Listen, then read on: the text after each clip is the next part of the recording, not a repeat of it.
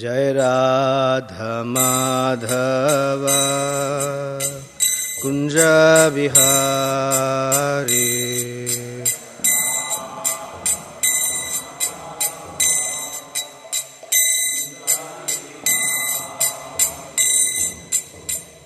गोपीजना वल्लभ गिरिवरधारी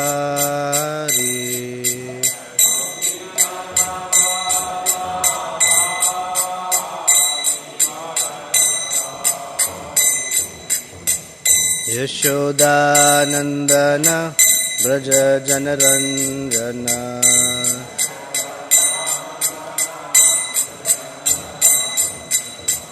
यमुना तीरावनचारी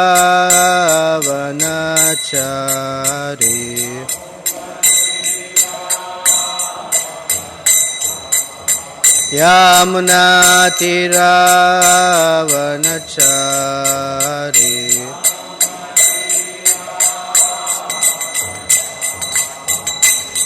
जय राधा माधव कुंज विहारी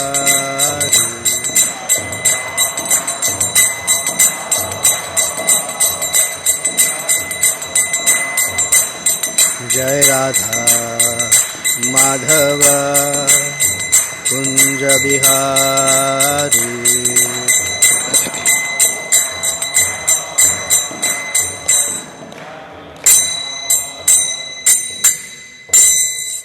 जय ओम Vishnupad Paramahamsa Parivrajakacharya Ashtottara Shata Shrimad his divine grace A C Bhaktivedanta स्वामी शिल प्रभुपाद की जय। अनंत कोटि वैष्णव वृंद की जय। ग्रंथराज श्रीमद् भागवतम की जय। All glories to the assembled devotees. All glories to the assembled devotees. All glories to Sri Sri Guru and Gauranga. Om Namo Bhagavate Vasudevaya.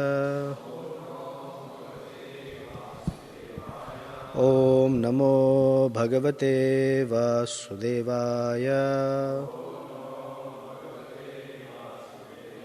Om Namo Bhagavate Vasudevaya.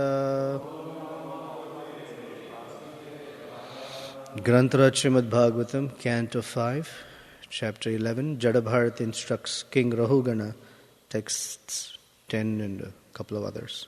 Text 10.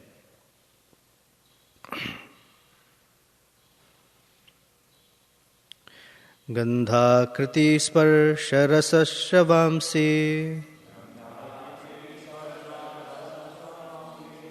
visargarati arti abhijalpa shilpaha ekadasham svikarnam mameti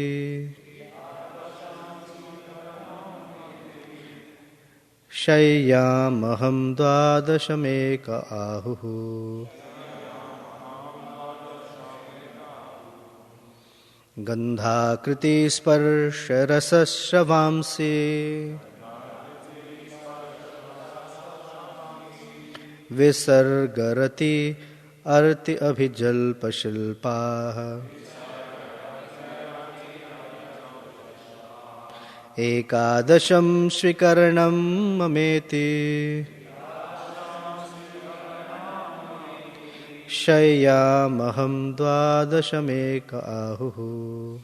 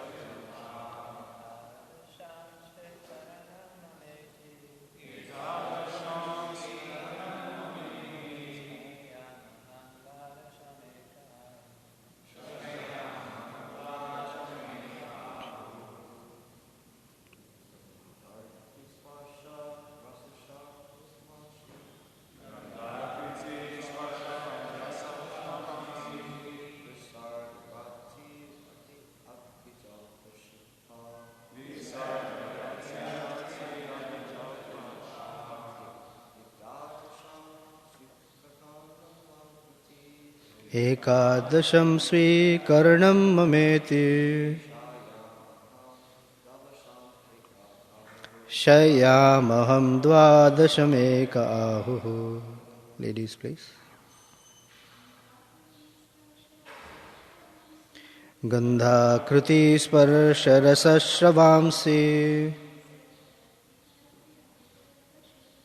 विसर्गरति अर्ति अविजल्पशिल्पः. एकादशं स्वीकरणं ममेति शय्यामहं द्वादशमेक आहुः. Gandha, smell. Akriti, form. Sparsha, touch. Rasa, taste. Shravamsi, and sound. Visarga, evacuating. Rati, sexual intercourse. Arti, movement. Abhijalpa, speaking. Shilpaha, grasping or releasing. Ekadasham, 11th. Swikaranam, accepting as. Mama, mine. Iti, thus. Shayyam, this body. Aham, I. Dvadasham, 12th. Eke, some. Ahuhu, have said.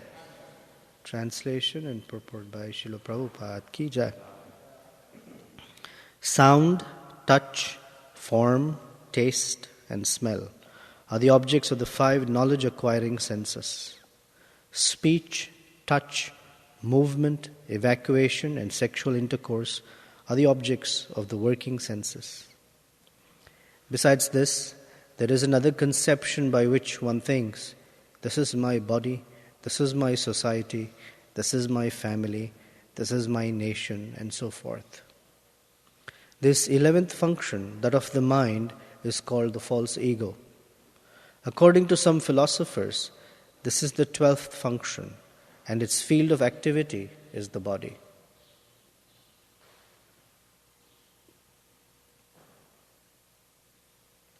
Purport. There are different objects for the 11 items. Through the nose we can smell, by the eyes we can see, by the ears we can hear, and in this way we gather knowledge. Similarly, there are the karmendriyas, the working senses, hands, legs, genitals, rectum, mouth, and so forth. When the false ego expands, it makes one think, this is my body, family, society, country, etc. Text 11. The physical elements, nature, the original cause, culture, destiny, and the time element are all material causes. Agitated by these material causes, the 11 functions transform into hundreds of functions, and then into thousands, and then into millions. But all these transformations do not take place automatically by mutual combination. Rather, they are under the direction of the Supreme Personality of Godhead. Purport. One should not think that all the interactions of the physical elements, gross and subtle, that cause the transformation of mind and consciousness are working independently. They are under the direction of the Supreme Personality of Godhead. In Bhagavad Gita, chapter 15, text 15, Krishna says that the Lord is situated in everyone's heart. Sarvasya chaham hridi sannivishto matta smritir jnanam apohanam cha. As mentioned herein, Super Soul, Kshetrajna, is directing everything. The living entity is also Kshetrajna, but the Supreme Kshetrajna is the Supreme Personality of Godhead.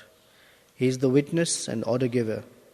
Under his direction, everything takes place. The different inclinations of the living entity are created by his own nature or his expectations and is trained by the Supreme Personality of Godhead through the agency of material nature.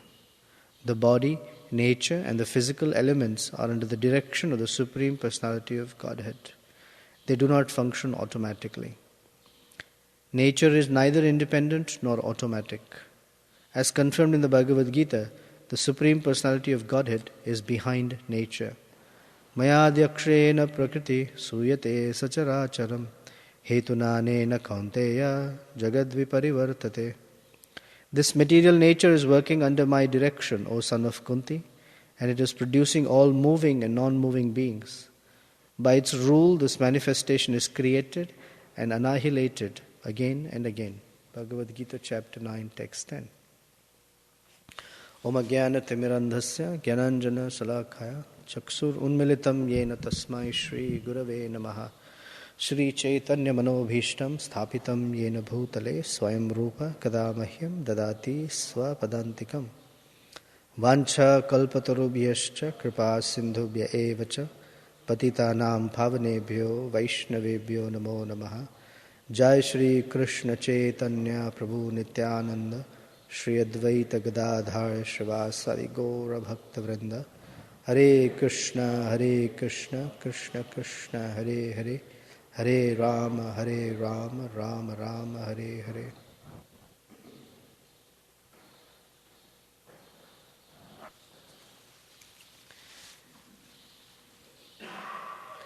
There was once a veterinarian, a doctor for the animals, a vet, who was very good at treating animals. And he had an apprentice. So one day they were called that a horse was having a problem. So when they went to see the horse had a swollen throat. So, oh. And different people tried to come up with different medications, different doctors. Some people, different people have different suggestions. If you've noticed, if your health is not okay, then everybody you meet gives you a recommendation of what to do, whether they are doctors or not. Some will say, oh, try this diet. Someone will say, try that medication. Someone else will say, just fast. Someone else will say, something. And as many number of people you meet, as many suggestions of what can be done. So like that, different persons gave the owner of the horse different suggestions until this vet came. And he looked at the horse, he touched the swollen part, and he told his apprentice, go get a mallet. I said, what? Just get a mallet. Mallet is like a hammer, a wooden hammer. He said, all right. So he went. So he got the mallet, and then he gently started tapping the swollen part. And everyone was shocked. And he kept tapping and tapping and tapping. In about 10 minutes, the swelling disappeared. And everyone was stunned. Wow, what is this? But he didn't tell anyone what was going on. He just was this magic cure. So his apprentice, he graduated from this teacher's study session or class. He went on to becoming a vet himself. And then one day he was called because another animal had a swollen throat. And he said, oh, I know what to do. Get me a mallet. So they got him a mallet. And he started pounding the swelling with the mallet, and the animal was crying in excruciating pain. Ah! And he kept on hitting, and the animal was almost ready to die. So he said, hey, when my teacher did it, it worked. But somehow when I'm doing it, it's not working. So he went back, searching for his teacher. And he asked him, I had the same situation. And the teacher said, when the horse had a swollen throat, I tested that what had happened is the horse had swallowed a big piece of watermelon. and the watermelon wasn't passing down. So with the mallet, I broke the watermelon piece down into smaller pieces that he could easily swallow. What you were hammering was a swelling of a nerve, and so naturally the animal was in excruciating pain. So the idea is, we may all study Bhagavad Gita, but our duty is to study the principles of Bhagavad Gita, the fundamentals, thoroughly. If the fundamentals are not clear, and we just skim through the Bhagavad Gita, then what happens is, as we go through life, and we end up, either dealing with our own anartha situation, or we are in the position of counseling or preaching to someone, or we're presenting Krishna consciousness in an environment like a university or a bhakti vriksha, or we meet somebody, then the fundamentals, if they're not clear, they leave the persons dissatisfied. Because one of the things that we've come to understand is we may have traveled or we may have come across many teachings from different personalities in the world. But what keeps us going in Krishna consciousness is the thoroughness of the teachings of Srila Prabhupada. They're fundamentally very thorough, and they are spiritually also very thorough. The fundamentals are very clear, the way Prabhupada teaches. And because the fundamentals are clear, our questions get answered. Our fundamental doubts are removed. Fundamental doubts like, why is there suffering? How can I be happy? Why is there so much variety in the world? Is there evil in the world? What's your view on Satan? Like that. Karma, reincarnation, the caste system, the presence of soul, the presence of God within the heart of the soul, etc. How to see this body, how to see the functions of the body. These are all there in the Bhagavad Gita. It's important. And if we don't know the fundamentals, we will remain disappointed, and we will leave others disappointed. So Jadabharata, although he's Uttama Bhagavata, he's talking to Maharaj Rahugana at the very fundamental level. And the fundamental level is that there are 10 senses. 5 knowledge acquiring senses and 5 working senses. And each of these senses have their corresponding sense objects. And the 11th sense is the mind. And the 12th, which he says, Dwadasham, Shayam, Aham Dwadasham Eka Ahuhu. The 12th idea, the function of the mind that feeds the desires and the conceptions in the mind, is the false ego. And he's saying, first of all, that these 12, he's giving a different set of 12. According to Lord Kapila's Sankhya, he elaborates these as 25. In the Bhagavad Gita, Krishna describes them as 8. But they're essentially the same things, just classified differently. They're not speaking anything different. One might wonder, Krishna said 8, Kapila said 25, Jadabharat is saying 12. What's going on? Do they have their numbering wrong? No, it's a matter of conversation. And in the conversation, you may classify things differently depending on the audience. But it's the same thing we're talking about. So these 12, they constitute what is called the gross and subtle body.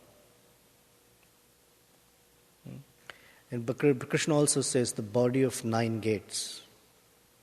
Said it differently, the same thing. So these 5 knowledge acquiring senses, these 5 working senses, the mind and the false ego, they generate the functioning of the body. Without the false ego, the mind doesn't have desires within it. The desires don't get activated. It is the false ego that gives the conception, I am this body. This is my body, this is my country, this is my family, my society, my friends. It's that element called my. Only there are two. The functions of false ego is I and mine. I am this body and this body is mine. These things connected to the body are mine. Without these two, the soul cannot function within the material realm. You need a false ego. Without the false ego, a person cannot function within this world. What we are looking for is the purification of the false ego into its true ego, that I am a servant of Krishna. Then we don't need this material body. But as long as the false ego perpetuates the idea, I am material, then he needs a material body and the functioning of the material body. So the false ego and mind are the interface. Or you can say that the mind is the interface between the false ego and the senses. And that interface is desire. The false ego says, I am this body belongs to me, the extensions of the body belong to me, and therefore the mind generates desires. I want to enjoy. I want happiness. I don't want distress. I want peace of mind. Like that. The desires start generating in the mind, or they get activated in the mind as the false ego perpetuates. And when the false ego tells the mind, I am a hog, then the desires manifest according to a hog. I want to eat stool. I want to grunt. I want to roll around in dirt, like that. Or I am a demigod. Oh, I want these kinds of heavenly pleasures. I want to drink somarasa, etc. So the false ego and mind, they interact. The next verse says, it would be wrong to consider that these interact on their own accord. They don't. They are activated, or they're allowed to interact because of the Supreme Personality of Godhead, who's called Kshetrajna. Kshetra means this body. And Kshetrajna means one who knows this body, one who's conscious of this body. So in the Bhagavad Gita, Krishna describes that there are two Kshetrajnas. Kshetrajnancha api mam vidhi.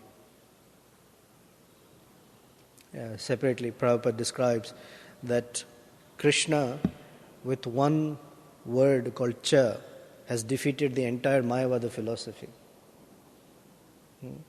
Because generally when you say Kshetrajna, then the impersonalists argue that it is the soul, or it is the universal consciousness who's Kshetrajna.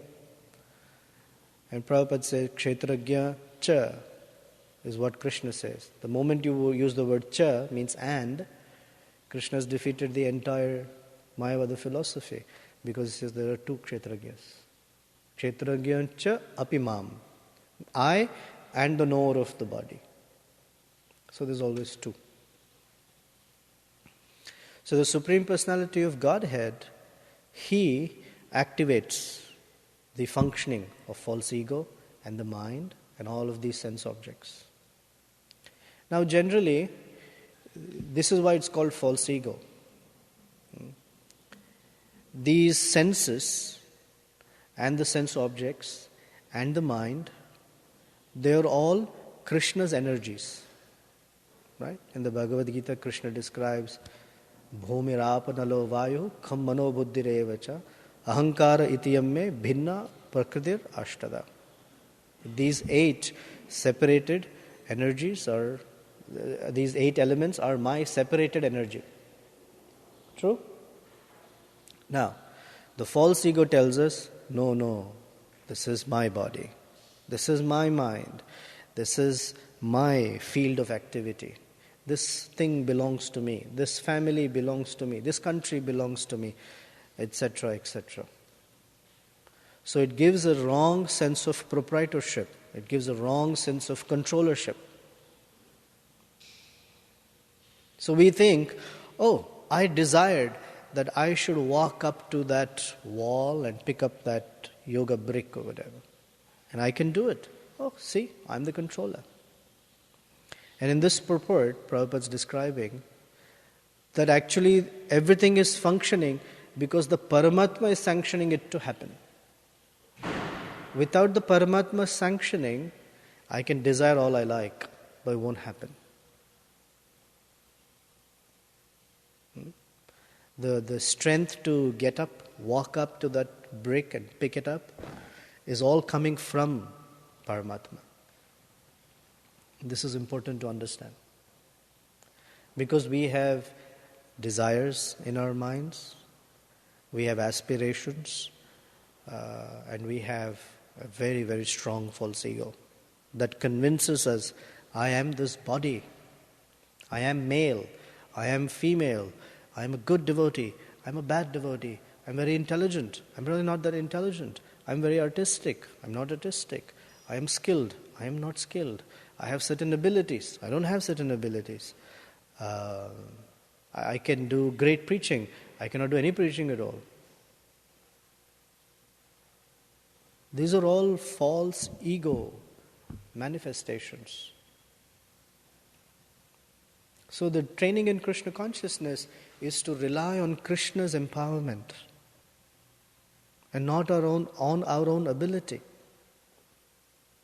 These senses, by Krishna's empowerment, can act in ways that are unimaginable to our own capacity. Mukam karoti vachalam pangu langhaite giram yat kripatam aham vande Shri Gurum dinataranam.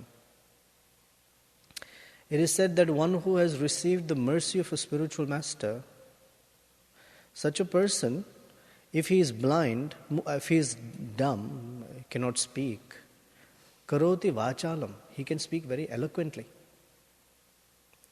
Pangu langhaite girim, a crippled person who's lame, can jump over mountains.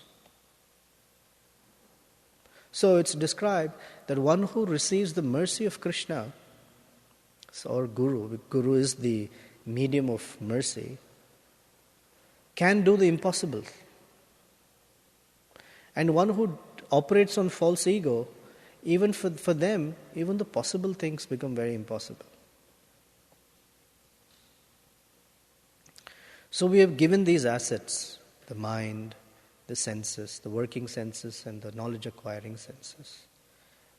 And we falsely think that I am the one who's controlling them. It's actually Krishna who's controlling them. Mata smritir jnanam apohanam cha. From me comes knowledge, memory and forgetfulness. These are the main feeding things that allow for the senses to act. And Krishna says, I'm giving them.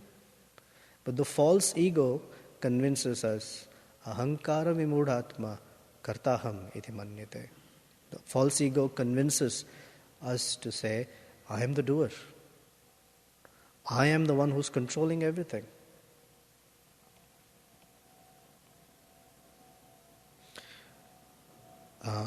Here's a very nice statement. The different inclinations of the living entity are created by his own nature or his expectations.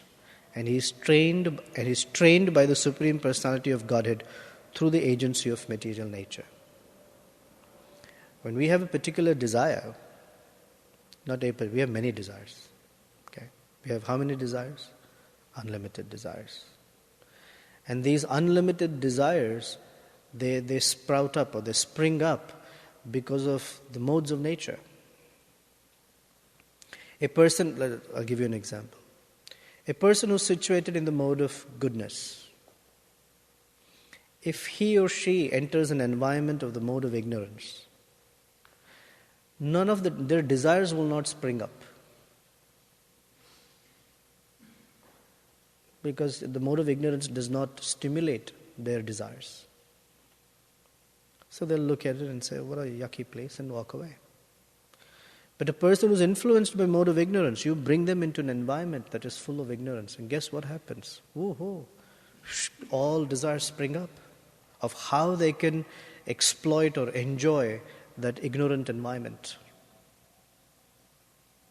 You bring a person in ignorance into an environment of goodness, and they'll say, such a boring place. They're like, what can I do here? Everything is clean, organized. Yeah, I don't want to be here. But you bring a person in the mode of goodness into a goodness environment, and all sorts of desires spring up. Oh, I'm happy, I can enjoy this place nicely. Like that. Another way of seeing this is when the body is small, like a baby or a young toddler or a young boy or young girl. All the faculties for sexual enjoyment are there. Genitals are there, the mind are there, the senses are there. But the sexual desires don't get activated. But as the body grows into youthhood, guess what? All the hormones kick in. And the same person, when they were younger, didn't have those desires. Now they have all these desires. It's not that the desires are not there. It's according to the environment, the things start springing up. And the faculties are there. The facilities are there for those desires to get fulfilled. And so Prabhupada is saying the different inclinations of the living entity are created by his own nature or his expectation. His own nature means the way in which the modes of nature influence this person. And the modes of nature influence according to false ego. The more he thinks, I am this body, accordingly his nature develops. And according to that nature, he cultivates all these desires. And those desires, he said, he's trained by the Supreme Personality of Godhead. Trained. Trained means those desires are given impetus. Yes. By the Paramatma. Why would the Paramatma do something like that? When it is he who wants all of us to come back to him. Why would the Paramatma train us in having material inclinations? It's described because the Paramatma's role is one of neutrality. So in the Bhagavad Gita chapter 2, in the section of discussion of the soul, Prabhupada quotes this verse from Katha Upanishad many times. Samane vrikshe purusho nimagnaha. That there is a tree, and on this tree there are two birds. One bird, he calls it the eating bird, and the other bird, he says, the witnessing bird. So the eating bird is busy enjoying the fruits of that tree. The tree is the body, and the fruits of the tree are all the activities of that body, and he's enjoying it. And the other bird is just the witness. He doesn't say, hey, you're doing something wrong here. His role is neutral. As long as this soul has these desires, he facilitates those desires. Why would he facilitate that? Because in the very, very fundamental state, that soul has made a commitment to turn away from Krishna. It's called some exertion of independence. And Krishna does not interfere with that exertion of independence. Does he like it? No, he doesn't. But does he interfere with it? No, not at all. But without Krishna's facilitating it, the soul cannot do anything. Because these are all Krishna's energies. I cannot say, I want to move the material energy like this. It doesn't happen. I don't have the capacity. And if Krishna did not allow it, then I become very frustrated. I would say to Krishna, you're so mean. I turned away from you because I wanted to enjoy, and you're the controller. You won't let me enjoy even that. So Krishna gives us a little sphere of enjoyment to help us think, I am actually controlling everything. This is how false ego works. Into thinking, I am doing it. Very good. See, I can put together some ingredients and voila, it works. Right? Automobile, for example. It has an engineering behind it. There's a mechanical arrangement, there's an electrical arrangement, and some thermodynamics. Pretty much that's what it is. So I have figured out that if I make the wheels circular, and I have a engine that can, burn some fuel and can create some movement, and I attach a mechanical arrangement to it, hey, this is a car. I figured it out. It works. Boy, am I brilliant or what? But Prabhu, all of this are working because they're Krishna's energies. There are some inherent laws that are operating within the material energy. The laws of thermodynamics, the laws of mechanical motion. They're all already there. It's not that you have done something. But the false ego makes me think, look at that, how I figured out how things work. I figured out a way to make things work. I am the doer. And so Krishna lets us enjoy in this phantasmagoria, as Prabhupada calls it. Oh, who needs God anymore? I can take care of things now. I created this technology, I created that technology, I created this, I created that, I created this facility. Fantastic. Boy, am I good. That is the false ego. And Krishna allows it to happen. But a person in knowledge understands Mayadhyakshena prakriti suyate sacharacharam. Chara acharam. Chara means that which is moving. And acharam means that which is not moving. Everything is happening under Krishna's jurisdiction. Maya adhyakshena. Literally, word adhyaksha means supervision. Krishna is the supervisor. So a devotee, the first elements of devotional consciousness is when we begin to start understanding that, my dear Krishna, without your sanctioning, nothing can happen. So if you so desire, please facilitate the material energy in such a way that my service to you is enhanced.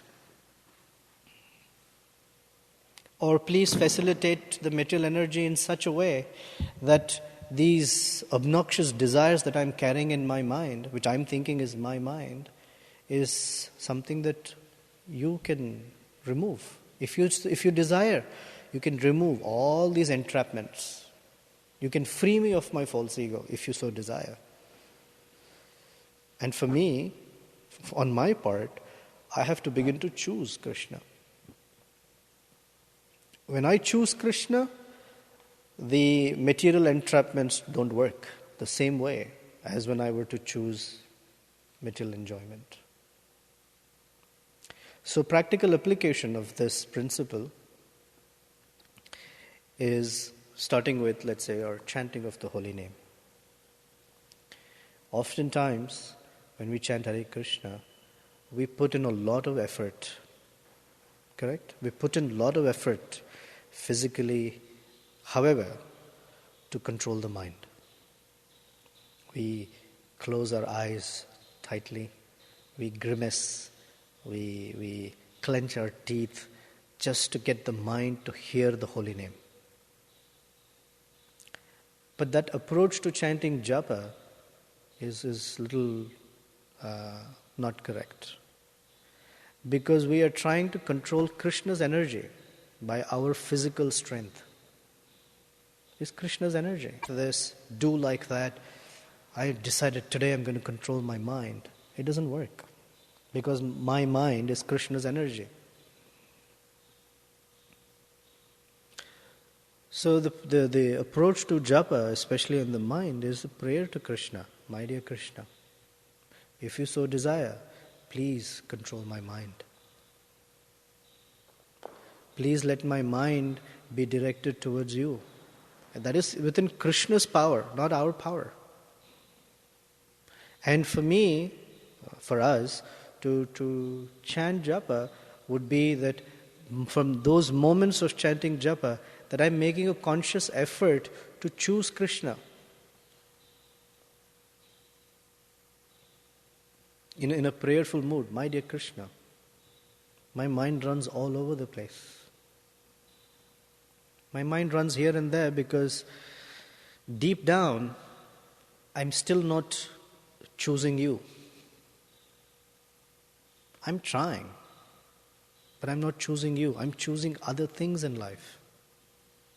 I have more attraction to your matter, to your energy, than to you. And this is my disease.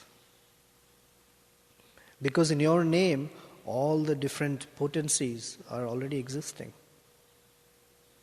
But I have no attraction to them, because my attraction is to your energy. To that energy that takes my attention away from you. That's Maya. I've invested more in that energy. And therefore, Bhaktivinoda Thakur says, Bhuliya tumhare, I keep forgetting you. I keep forgetting you. Bhuliya tumhare. And he says, now I'm coming to express my really sad story to you. Samsare asiya. Hey nana vidha vyatha. In different ways, I am in distress. And he says, Bolibo dukkhero katha. I'm standing in front of you and I'm expressing my sad story.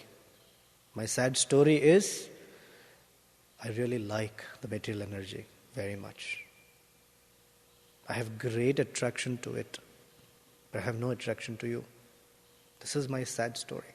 This is the sad truth.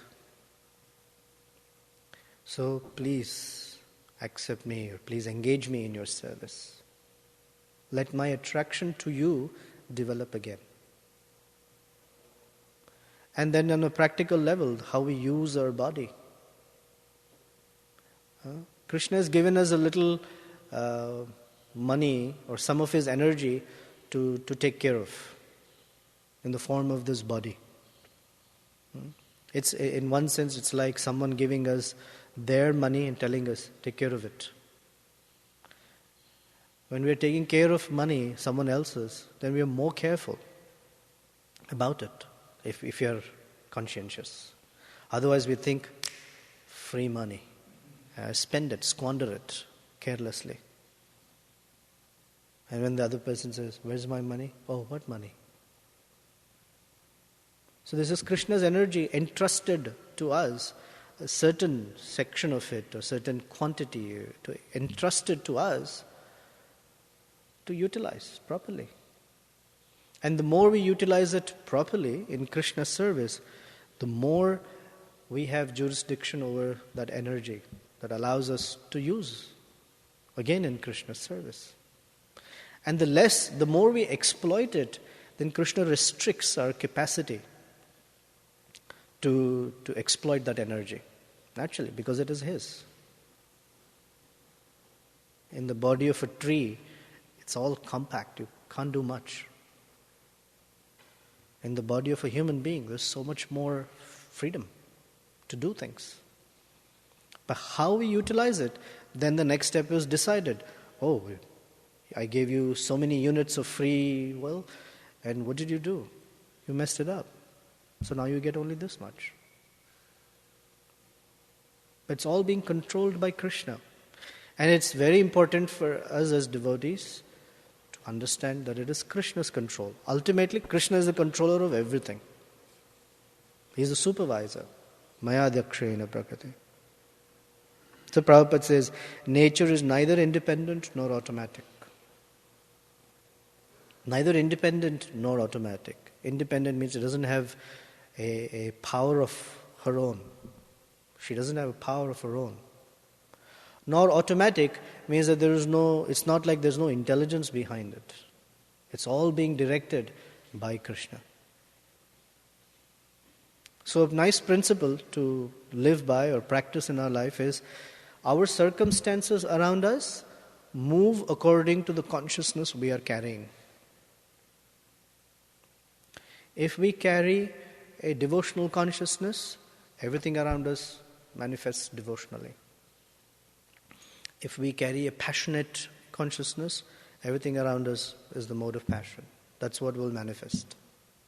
If we culture a mode of ignorance, everything around us manifests as mode of ignorance.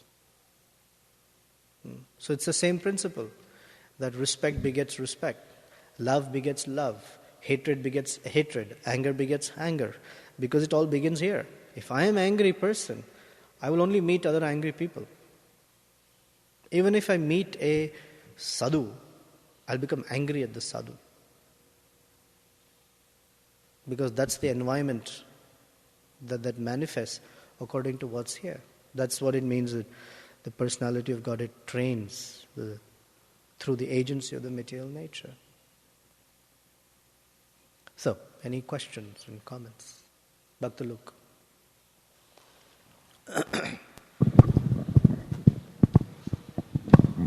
Hare Krishna, Guru. Hare Krishna. Thank you very much. You were discussing the relationship between association and desires from the perspective of the conditioned soul. So then, as we're trying to conquer our conditioned tendency through surrender,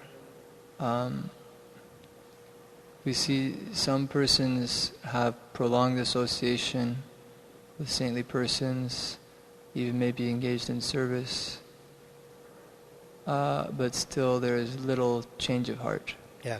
And other persons, in a very short period of time,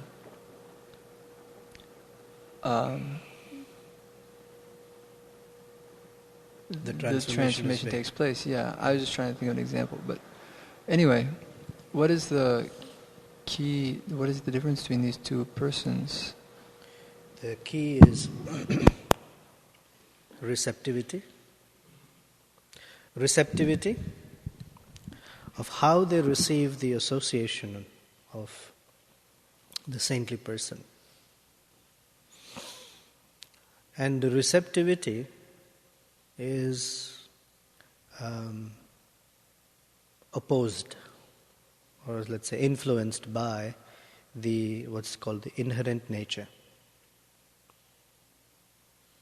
The inherent nature is what Krishna calls in the Bhagavad Gita, the svabhava with which one is born into this world.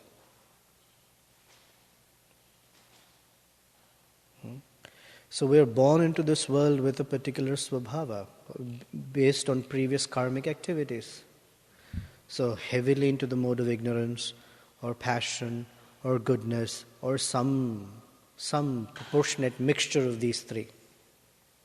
That's what create all this variety.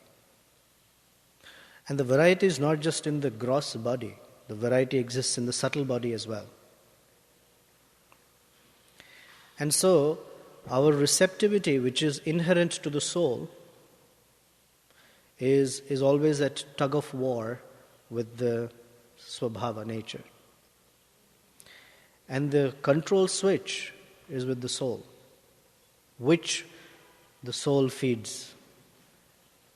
You've heard the native Indian story of the good wolf and the bad wolf, the father telling the son a story.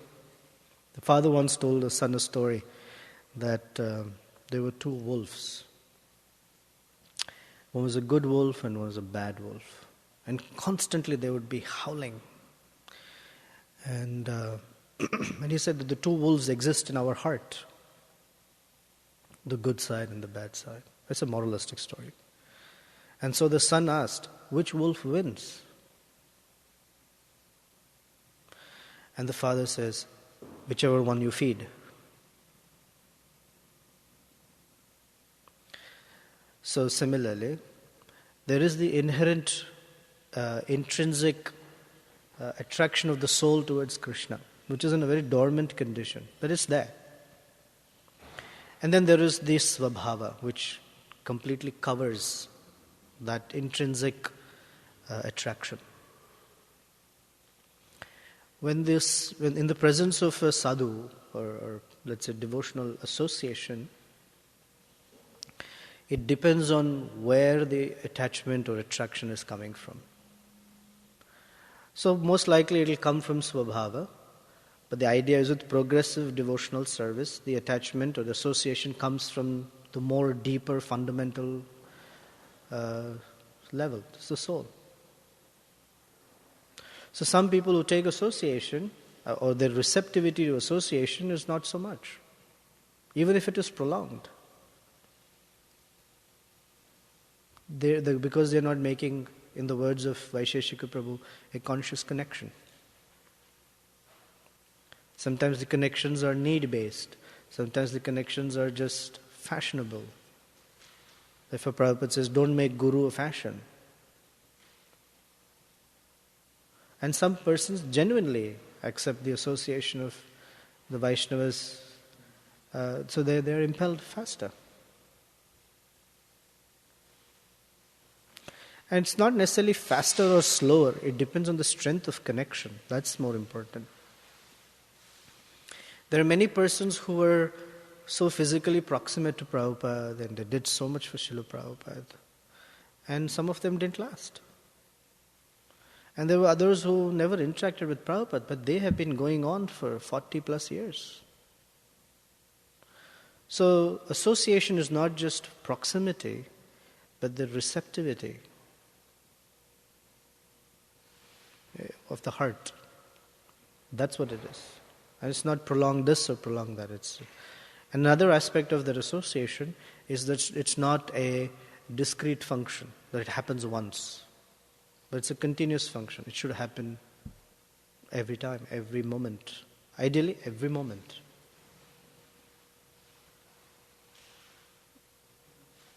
Yeah, sure.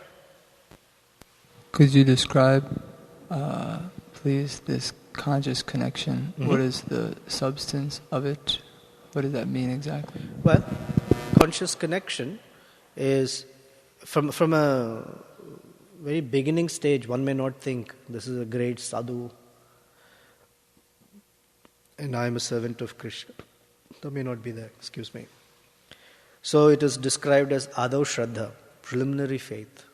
And that preliminary faith is characterized by anything that says, or anything like, it's not so bad. Or, I really like the prasadam. I really like the music. Or, that person was nice. Vishwanath Chakravarti Thakur says that is the immediate, that's the conscious connection at that stage. The next stage, the conscious connection is more strengthened. It's called sadhu sangha. Actually, then you start making choices. I could go there, but then I like the person there, or the music is nice, or the food is nice. Let me go there.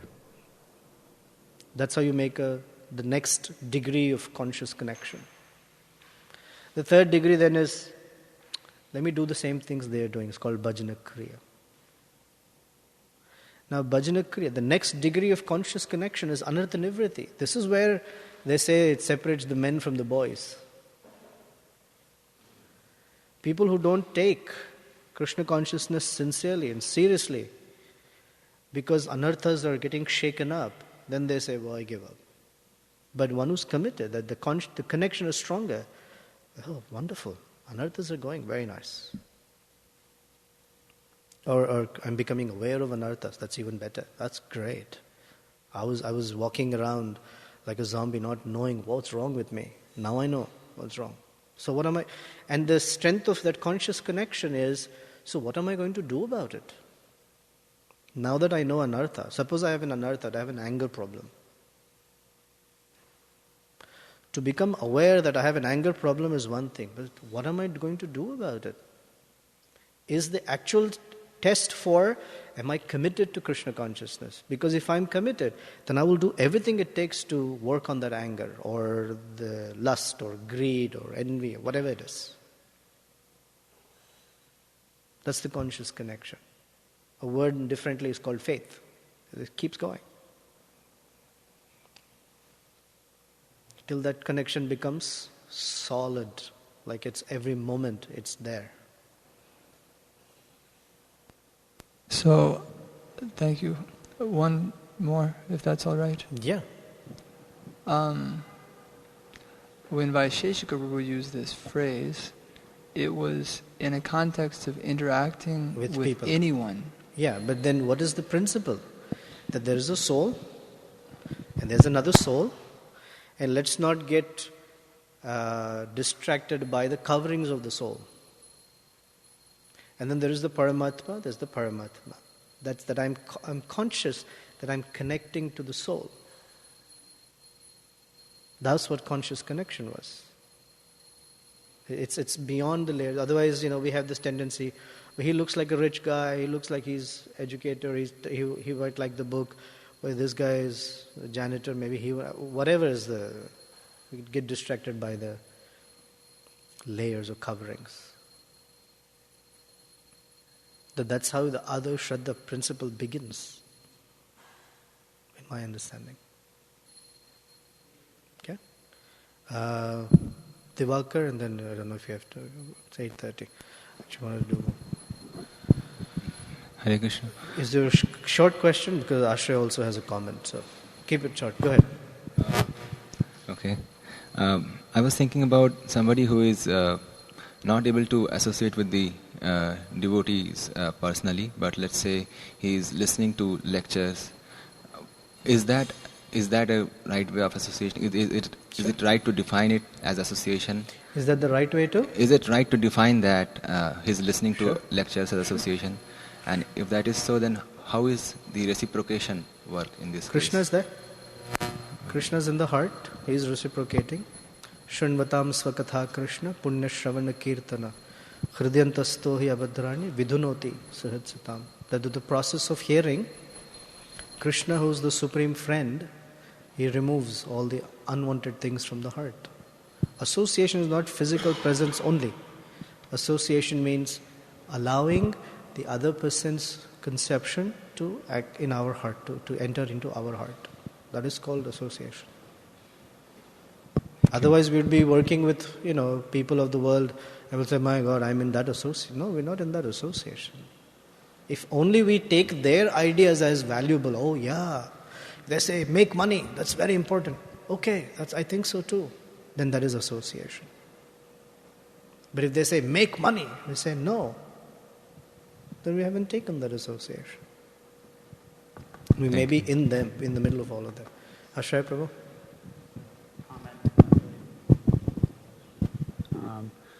In the context of what he was saying, another interesting point in connection with what you were talking about is that